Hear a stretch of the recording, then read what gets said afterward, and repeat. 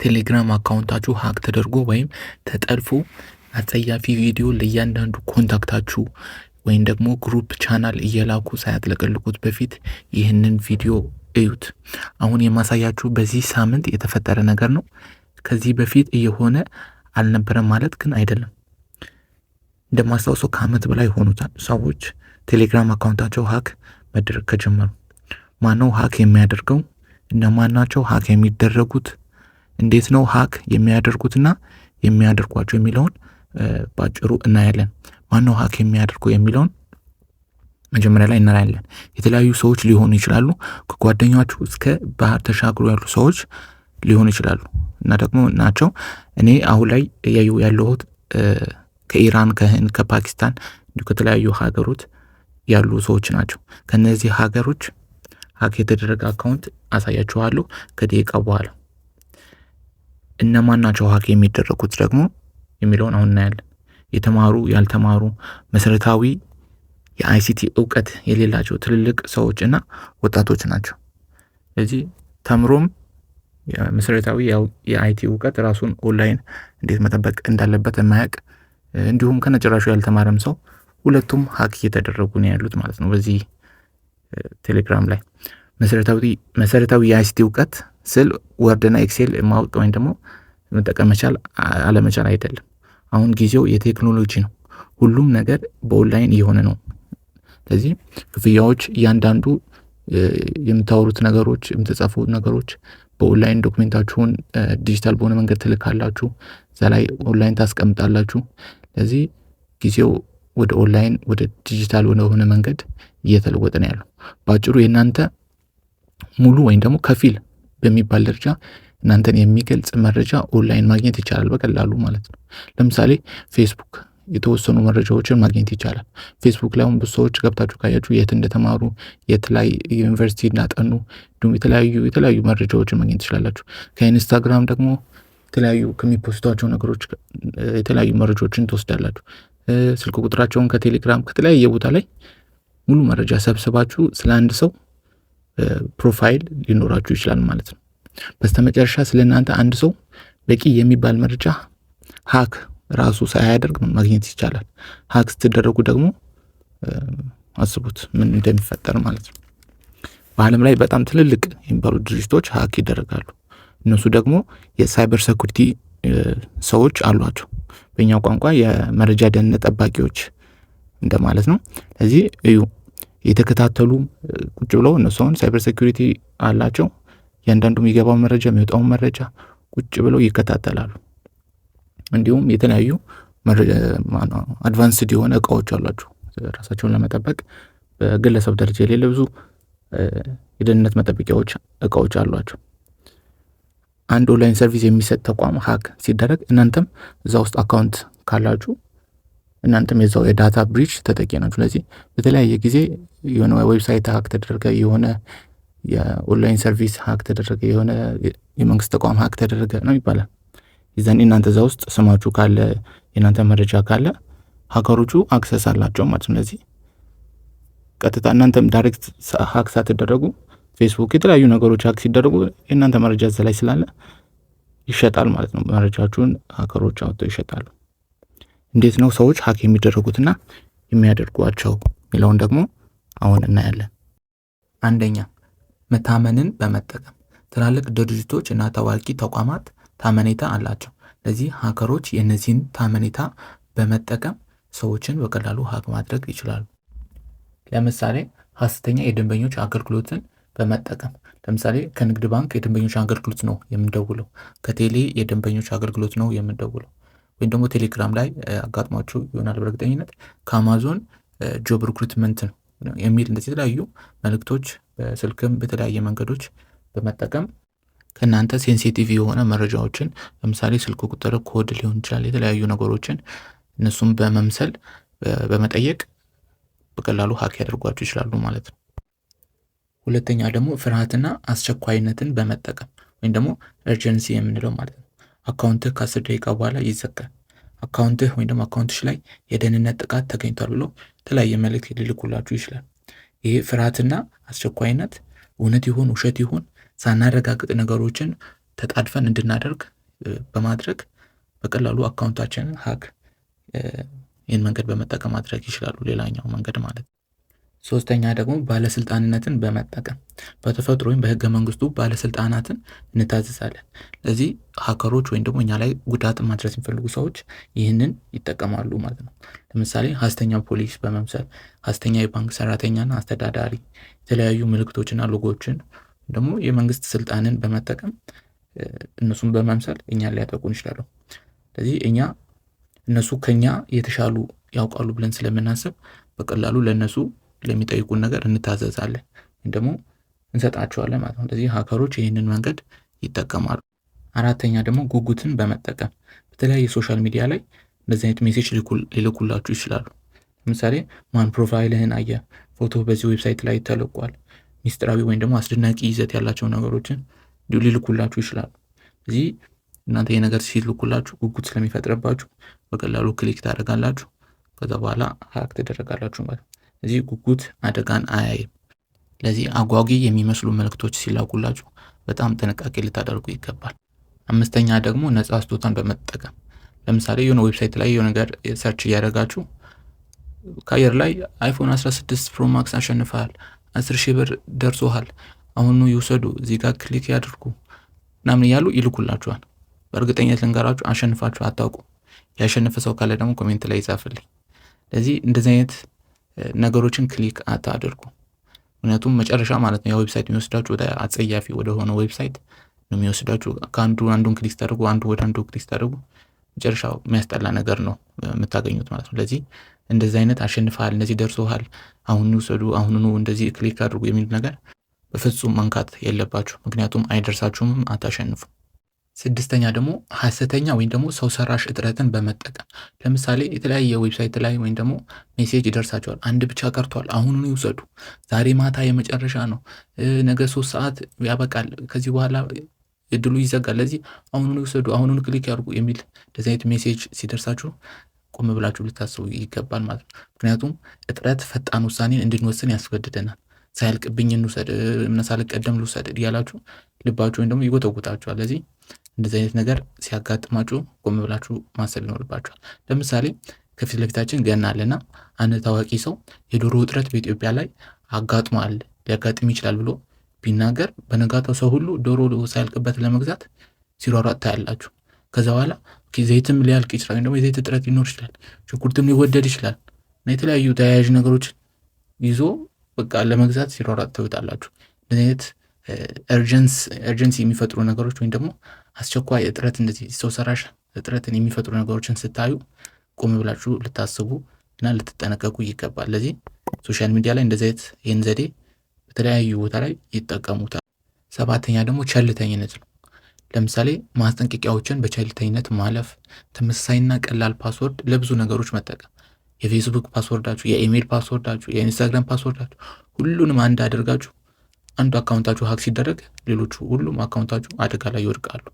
የተለያዩ የደህንነት መጠበቂያ ወይም ደግሞ ቬሪፊኬሽን ሜትድ አለማብራት፣ ሴቲንግ ላይ ገብታችሁ ማብራት ነው፣ ቀላል ነገር ነው። እሱን አለመጠቀም፣ ራስን ከዘመኑ ጋር አፕዴት አለማድረግ፣ እነዚህ ሁሉ በቀላሉ ሀክ እንድትደረጉ የሚያደርጉ ናቸው። ስምንተኛ የመረጃዎች መንጠባጠብ ወይም ደግሞ ኢንፎርሜሽን ሊክስ የምንለው ማለት አሁን በየሶሻል ሚዲያው የምትለቋቸው ቀላል የሚመስሉ የተለያዩ ትናንሽ መረጃዎች አንድ ቀን ውሃ ጠብጠብ እያለ በርሜል እንደሚሞላው የእናንተ ሙሉ መረጃ ኦንላይን ይቀመጣል። ከዛ አንድ ሰው ስለ እናንተ ሙሉ መረጃ ወይም ደግሞ ፕሮፋይል ማግኘት ይችላል ማለት ነው። መረጃ ደግሞ ይሸጣል። እንዴት ይመስላችኋል? የሆነ ዌብሳይት ላይ ገብታችሁ ወይም ደግሞ አሊኤክስፕረስ ላይ፣ አማዞን ላይ ነገር ስለ ጫማ፣ ልብስ፣ ሚኒስትሪ የተለያዩ ኤሌክትሮኒክስ ዲቫይስ ሰርች ታደርጋላችሁ። ከዛ በኋላ ፌስቡክ ላይ ስገቡ ራሱን ሰርች ስታደርጉት የነበረውን ነገር ታገኙታላችሁ። ይሄ ምታተና ምን አይደለም። ያ ዌብሳይት መጀመሪያ ሰርች ስታደርጉበት የነበረውን ዌብሳይት የእናንተን ሰርች ስታደርጉ የነበሩን ነገሮች ለፌስቡክ ወይም ለተለያዩ ነገሮች ይሸጣል። ያ ደግሞ ፌስቡክ ደግሞ ለእናንተ ምን ያደርጋል? የተለያዩ ማስታወቂያ እንዲሰራላችሁ የሚከፍሉ ሰዎች አሉ። ሰዎች ብር ይከፍላሉ። ከዛ በኋላ ፌስቡክ ደግሞ ያንን ማስታወቂያ አድቨርታይዚንግ ታርጌት ለሆነ ሰው ያንን ጫማ ለሚፈልግ ሰው ታርጌት አድርጎ ያንን መልእክት ይልካል ማለት ነው። ስለዚህ በዛኔ እናንተ መረጃችሁ እየተሸጠ ነው ማለት ነው። ሰርች የምታደርጉት ነገር፣ የምታነቡት፣ የምታዩት ነገር የተለያየ ነገር መረጃ ነው። አንዱ ካምፓኒ ወደ አንዱ ካምፓኒ ይሸጣል፣ አንዱ ካምፓኒ ደግሞ ይገዛል ማለት ነው። ስለዚህ ኦንላይን ላይ በጣም ጥንቃቄ ልታደርጉ ይገባል። አሁን ከላይ የዘረዘርኳቸው በጣም ከብዙዎቹ ጥቂቶቹ ነው የነገርኳቸው። ስለዚህ ራሳችሁ ፈልጋችሁ ልታነቡ፣ ልትጠይቁ፣ የተለያዩ ነገሮችን ልታዩ፣ ራሳችሁን አፕዴት ልታደርጉ፣ ልታስተምሩ እንዲሁም ኦንላይን ደህንነታችሁን መጠበቅ፣ መረጃችሁን መጠበቅ ይኖርባችኋል። እሺ አሁን ደግሞ የማውቃቸው ሰዎች እንዴት ሀክ እንደተደረጉ ላሳያችሁ። ይህ ትክክል የተፈጠረ ነገር ነው።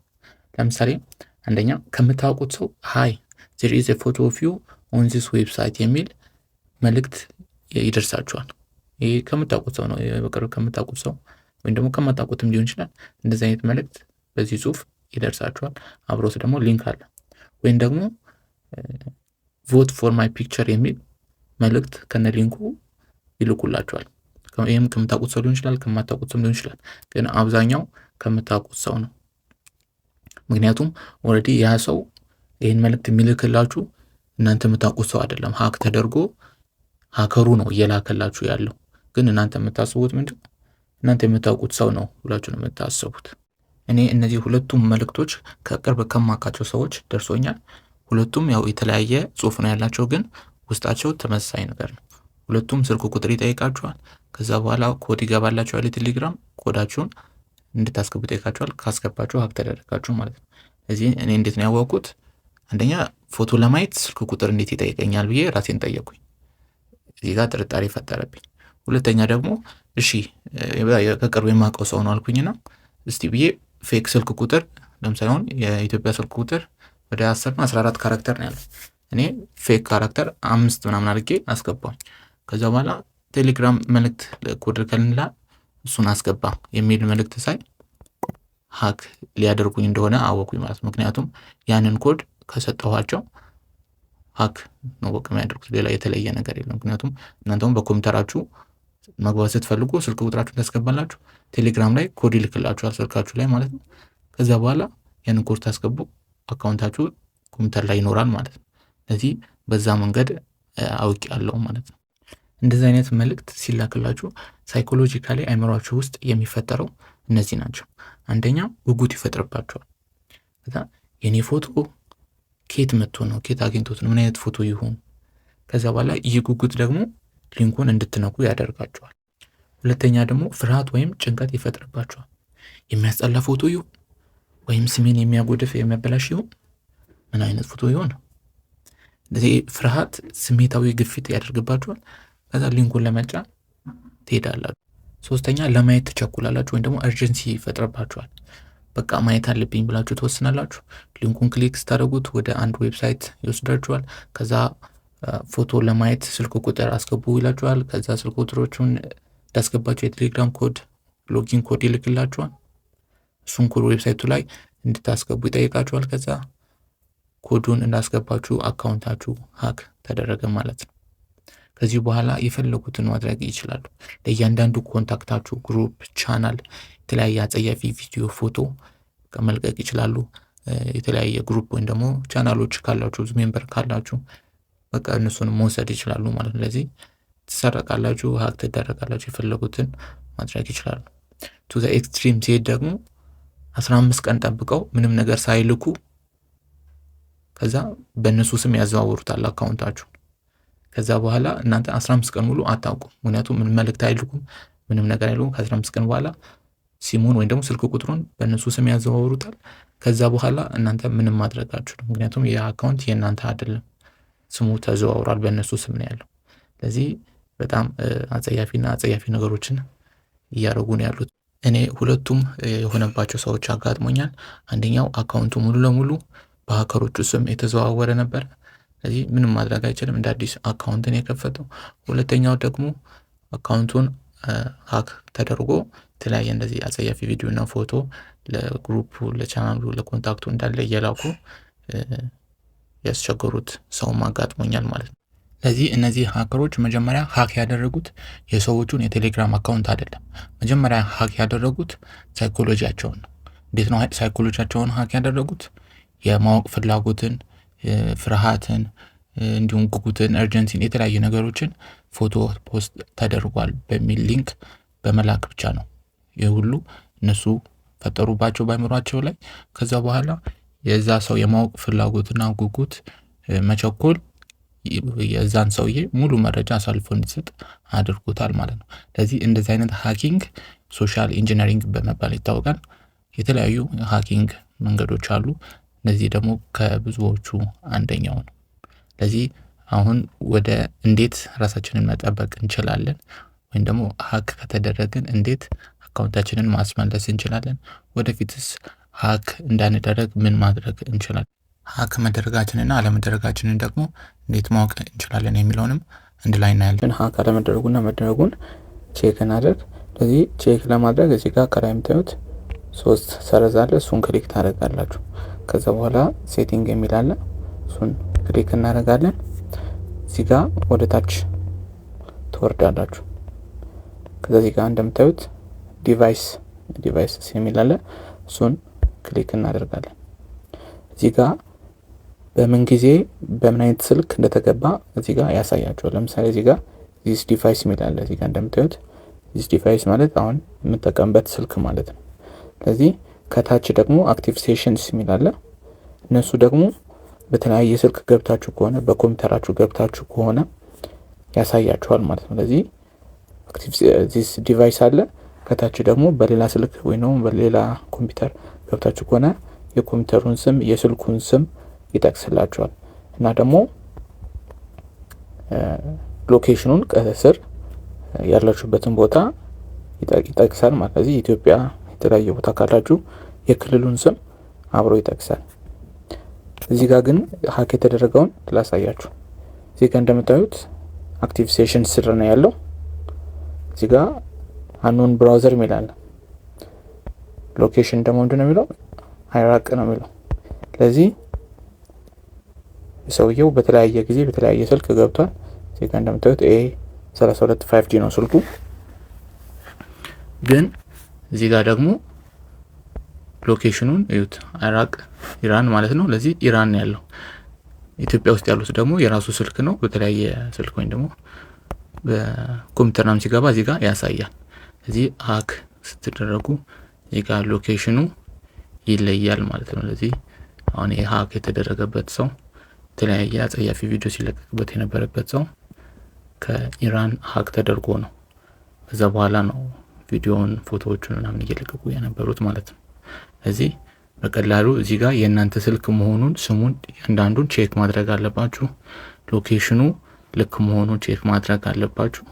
እዚህ የሚያጠራጥር እናንተ ያላረጋችሁት ነገር ወይም ደግሞ ያልገባችሁበት ስልክ ካለ ኢሚዲየትሊ ማውጣት ወይም ደግሞ ማጥፋት ይኖርባችኋል ማለት ነው። ለዚህ እንደዚህ ታያላችሁ ሀክ ተደረጋችሁ ማለት ነው። ለዚህ ከኢትዮጵያ ውጪ ሌላ ሀገር ካለ ሀክ ተደርጋችኋል። ለዚህ ሀክ ተደረጋችሁ እንደምታደርጉት ተርሚኔት ኦል አዘርስ ሴሽንስ ትሉታላችሁ። ለዚህ ተርሚኔት ካላችሁት እዚህ ጋር ከስር የምታዩት አክቲቭ ሴሽንስ የሚለው ከታች ከዚህ በላይም ሊኖር ይችላል እናንተ ላይ እሱ እንዳለ ይወጣል። መጨረሻ ላይ የሚቀረው ምንድነው ይሄ ዲስ ዲቫይስ የሚለው የእናንተ ስልክ ላይ ብቻ ነው የሚቀረው። ለዚህ ይሄ ብቻ ነው የሚቀረው ማለት ነው። ለዚህ አንደኛው የምታውቁበት መንገድ ይሄ ነው። ሁለተኛ ደግሞ እዚህ ጋር ትመጣላችሁ ፕራይቬሲ ኤንድ ሴኩሪቲ ይላል። ይሄ ደግሞ ሀክ እንዳትደረጉ ማድረጊያ መንገድ ነው። ስለዚህ እዚህ ጋር ምን ይላል ቱ ስቴፕ ቬሪፊኬሽን ይላል። እሱን ማብራት ይኖርብናል። ይሄ ጥቅሙ ምንድነው? ለምሳሌ እናንተ በአዲስ ሰው ወይም ደግሞ በአዲስ ስልክ ለመግባት ስትፈልጉ ቴሌግራም ዳውንሎድ ታደርጋላችሁ። ከዛ በኋላ ስልክ ቁጥራችሁን ታስገባላችሁ። ከዛ ኮድ ይልክላችኋል። ኮዱን ስታስገቡ ወደ ቴሌግራም መግባት ትችላላችሁ ወይም መጠቀም ትችላላችሁ ማለት ነው። ይሄንን ስታበሩ ግን ምንድነው የሚያደርገው? ስልክ ቁጥር ታስገባላችሁ። ከዛ በኋላ ቴሌግራም ይልክላችሁን ኮድ ታስገባላችሁ። ከዛ በኋላ ደግሞ ፓስወርድ ይጠይቃችኋል። ያ ፓስወርድ ደግሞ እናንተ ነው የምታውቁት ማለት ነው፣ ሌላ ሰው አያውቀውም። ያንን ፓስወርድ ካላስገባችሁ መግባት አትችሉም ማለት ነው። ለዚህ ይሄንን ኦን ማድረግ ይኖርብናል። ለዚህ ይሄንን ክሊክ ታደርጋላችሁ። ቱ ስቴፕ ቬሪፊኬሽን ሴት ፓስወርድ ትሉታላችሁ። እዚህ ጋር ፓስወርድ እናስገባለን። እናንተ የምታስታውሱት ግን ቀላል ያልሆነ ልደታችሁን፣ ስልክ ቁጥራችሁን ምናምን እንዲህ የሚያካትት ነገር ያልሆነ ነገር። ምክንያቱም ማንኛውም ሰው ነገር ገምት ሲባል መቼ እንደተወለደች ስልክ ቁጥሯን ምናምን እንደዚህ ነገር ነው የሚገምተው። ለዚህ እናንተ ብታውቁት ብቻ የሆነ እና በቀላሉ ታስታውሱት የምትችሉትን ነገር ብቻ እዚህ ጋር ታስገባላችሁ። ስለዚህ እኔ ለምሳሌ ነው እዚህ ጋር Q34 አስገባለሁ። እዚህ ጋርም ደግሜ አስገባለሁ Q34 Q34 ይሄ እኔ ለእናንተ ለማሳየት ነው። ከዚህ ቪዲዮ በኋላ ስለምቀይረው ችግር የለውም። ለዚህ ከዛ ኔክስት እንላለን። እዚህ ጋር ፓስወርዳችሁን እንድታስታውሱት እንዲረዳችሁ የሆነ ፍንጭ ነገር መጻፍ ትችላላችሁ። እዚህ ጋር ፓስወርዱን ሙሉ ለሙሉ የማይገልጽ ግን እናንተ እንድታስታውሱት የሚረዳችሁ ነገር ታደርጋላችሁ። ለዚህ ፈለጋችሁት ነገር ትጽፋላችሁ። ከዛ በኋላ አሁንም ቀጣይ አሩን እንነካለን። እዚህ ጋር ኢሜል እንድታስገቡ ይጠይቃችኋል። ኢሜላችሁን ታስገባላችሁ። ምክንያቱም ይህንን ፓስወርድ ብትረሱት በኢሜላችሁን ተጠቅማችሁ ሪከቨር ማድረግ ትችላላችሁ ማለት ነው። ስለዚህ ኢሜል እዚህ ጋር ታስገባላችሁ። እኔ ያስገባለሁ። ከዛ በኋላ ወደ ኢሜላችሁ ቬሪፊኬሽን ኮድ ይልክላችኋል። ስለዚህ ኢሜል ላይ እንሄድና ቼክ እናደርጋለን።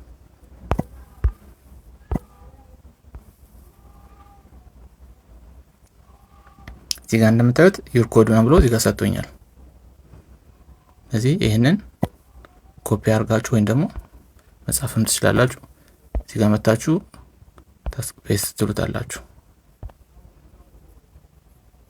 ከዛ ፓስወርድ ሴት ሆነ ማለት ነው። ስለዚህ ይሄንን ስቴፕ ጨርሰናል። ስለዚህ ቱ ስቴፕ ቬሪፊኬሽን ነው። ማንም ሰው ኮዱ እንኳን ቢያገኝ የቴሌግራሙን ይሄን ፓስወርድ ካላወቀ መግባት አይችልም ማለት ነው። ሌላኛው ደግሞ እዚህ ጋር ፓስኮድ ሎክ የሚላለ ይሄ ቀላል ነው። እዚህ ጋር ይሄንን ኦን አድርጉት እና ማንም ሰው በቀላሉ ቴሌግራማችሁን አካውንታችሁ እንዳያገኝ ይረዳችኋል ማለት ነው። ስለዚህ ፓስወርድ ማድረግ በጣም ጠቃሚ ነው። ስለዚህ ይሄን ቪዲዮ ይሄን ይመስላል። ከተጠቀማችሁ ከተማራችሁበት ላይክ እና ሰብስክራይብ አድርጉ። ሐሳብ አስተያየት ካላችሁ ደግሞ ኮሜንት ላይ ጻፉልኝ። መልካም ጊዜ